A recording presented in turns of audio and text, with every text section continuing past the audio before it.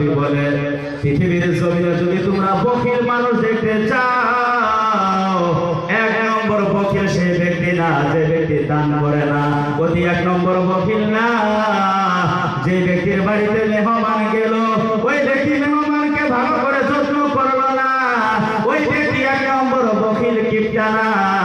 যে ব্যক্তি এক নম্বর বখিল, এক নম্বর কাঞ্জুস ব্যক্তি, সেই ব্যক্তি হলো ওই ব্যক্তি যে ব্যক্তির সামনে আমি নবীজির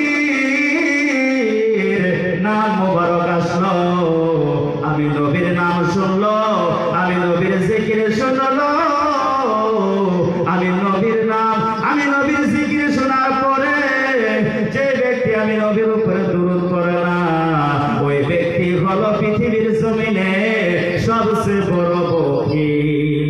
সবচেয়ে বড় বখিল কারা? যারা নবীর নাম শুনলো, নবীর বয়ান চললো, নবীর গুণগান হইতেছে, নবীর উপরে দুরূদ করলো না, ওই ব্যক্তি হলো সবচেয়ে বড় বখিল। হাদিস শরীফ আল্লাহর নবী বলেন, আল বখিলুল্লাযী মান যুকিরতু ইনদাহু ফালাম ইউসাল্লি আলাইয়া।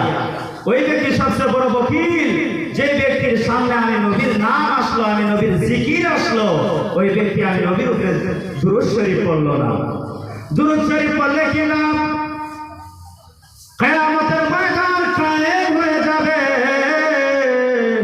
নবীজি বলেছে কিয়ামতের ময়দানে কোনো ছায়া থাকবে না। আরে নবী আমার বলেছে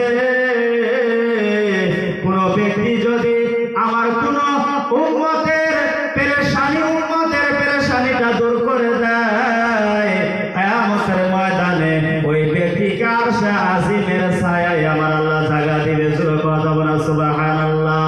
আল্লাহর নবী আরো বলে যে ব্যক্তি আমি নবীজির একটা সুন্নতকে জিন্দা করলো, আমি নবীর একটা সুন্নতকে যে ব্যক্তি তাজা করলো, ওই ব্যক্তিকে কিয়ামতের ময়দানে আমার আল্লাহ রাব্বুল আলামিন আরশে আজিমের ছায়ায় জায়গা দিবে। তৃতীয় নম্বরে যে ব্যক্তিকে আরশে আজিমের ছায়ায় জায়গা দিবে, ওই ব্যক্তি হলো যে ব্যক্তি আমি নবীর উপরে বেশি বেশি করে দুরূদ শরীফ পড়ে। সুবহানাল্লাহ। বেশি বেশি করে যে ব্যক্তি দুরূদ শরীফ পড়ে, ওই ব্যক্তিকে আরশে আজিমের তলে ছায়ায় জায়গা দিবে। সুবহানাল্লাহ।